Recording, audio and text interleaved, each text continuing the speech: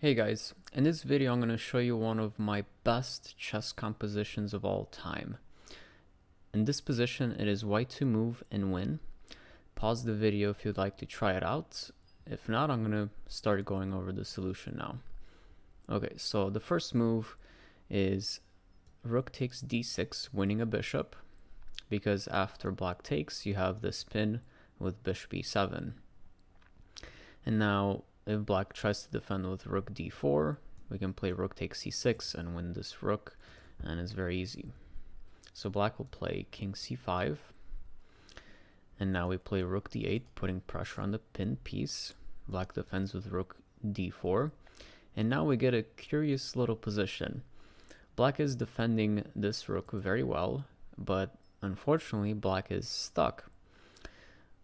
What does that mean? So black cannot move this king anywhere away, and even here, because this rook will be lost for free. And this rook can never leave this line because this rook will be lost for free. So all the black can do is move this rook really up and down and check white's king forever, possibly. But what does white do? How can white win? Because black will just stay there forever.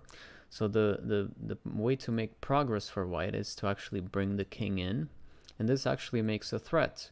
For example, if black plays g5, now white can actually trade rooks, play king e4, stopping black from untangling, and after that king e5, and we'll win the rook for free, and we'll be up a bishop. So that's white's threat, but black can just start giving checks. So after rook d3 check, where are we going to hide? If we go here, that doesn't really help us in any way. So the only other place to hide is this way, behind these pawns. So we have to play king f4, not king g4, because king f4 still keeps the threat of rook takes d6 and king e5. So black gives a check, king g5, rook d5 check, and king to h6, and we've hit it. But this is not the end. Black will play g5, discovered check. And also remember, if we trade rooks now and we exchange everything, black will have this extra c-pawn that will run up the board very quickly. So what would be the best move here? So this would be another good place if you want to pause the video and try to figure it out. Okay, the best and only move for white to win is king to g7. Not taking the pawn, not going back. Okay, why not? So let's look at king h5. King h5 actually runs into a draw, because after a move like h6, white's best try is to trade the rooks, play h4, and start breaking through with the pawns. So g takes. Now black can untangle. We have to take the rook, and now we win this pawn. But black has a miracle draw here, because after c5, now you may think that, wait a minute, king g5, and white's king is in the square of this pawn, so if the black's pawn starts going, we can just catch it, and then our pawn will distract black's king while we take these pawns and win the game. But black has the only move, king e5, stopping our king, and after h5, king to e6, h6, king to f7 only move. And if we try to win this pawn, it looks like black's king is way too far to help, but if we just play it out, black will be just in time to keep white's king on the edge of the board, blocking his own pawns, so white will never be able to promote them. And if white ever tries to get away, black will just take the corner, and then black cannot be kicked out of the corner, and it will be a draw. So this is a draw. So king h5 doesn't work. What about king takes h7? Well, this doesn't work either, because after g4, black has a threat. For example, after a5, black will play rook h5 check, king g7, and rook h6, and black's rook's defended from a different angle, and black will be able to untangle and possibly win. So that's black's threat. Well, white can try king to g7, and now if rook g5, he can take it, and this, I'll just show if rook g5 takes, and this rook's defended. But the only problem is that black has this move a5, only move, and after a3, trying to lose a tempo, black has a6, and now we cannot keep this position the same. And for example, if we try something like king g8, black has this move rook g5 check, and now with this king on g8 instead of g7, black can fork the bishop, and it will be a rook versus rook endgame.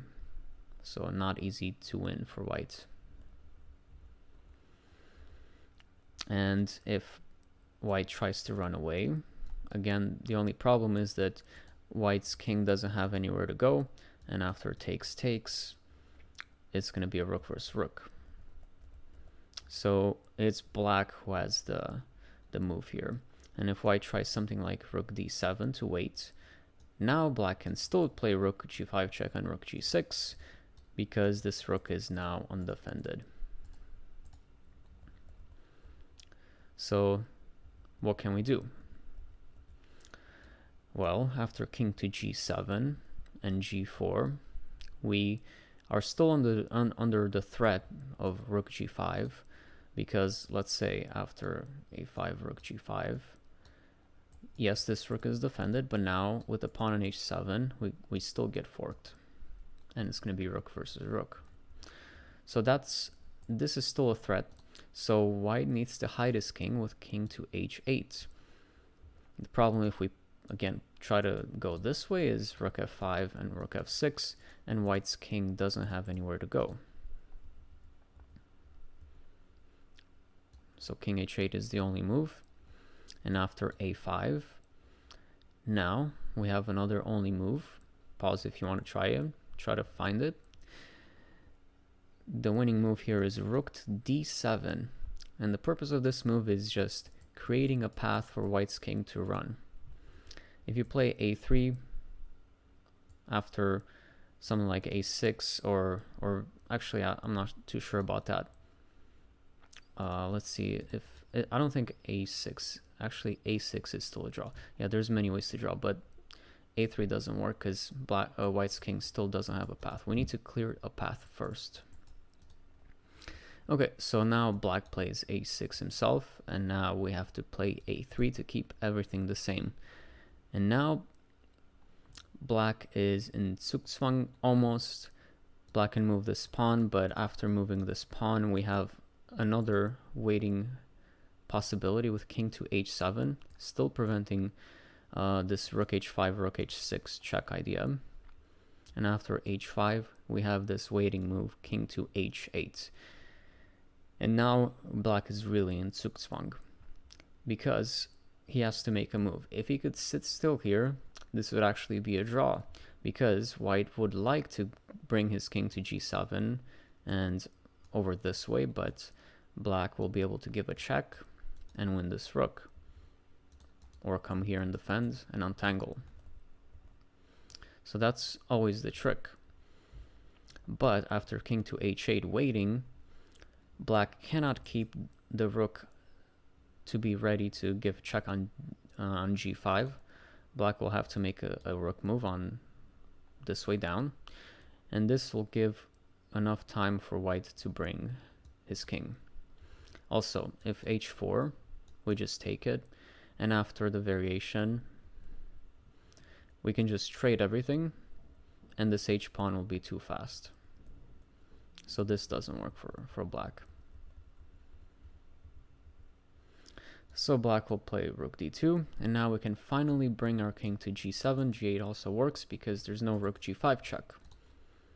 And after rook d5 threatening rook g5, now we're actually advancing. And after rook f5, king e8, rook f6, now we actually have a path for the king to go. King to d8, and now after rook to e6, final part of the puzzle, we do not want to play king c7 because black can just trade and it's rook versus rook. We have to take this rook first, And then after king c7, we win this rook for free, and we'll be up a bishop and win the game. So that's pretty much it. I hope you enjoyed this puzzle. I hope you enjoyed this very long king walk. If we go to the beginning, White's king starts all the way over here and then goes on a long journey into this corner, which I'm sure you would have never expected. Then we clear a path for the king to come this way, and after some waiting moves, Black's rooks is forced to move back, which allows us to enter in with just enough time. Okay, let me know what you think. Goodbye.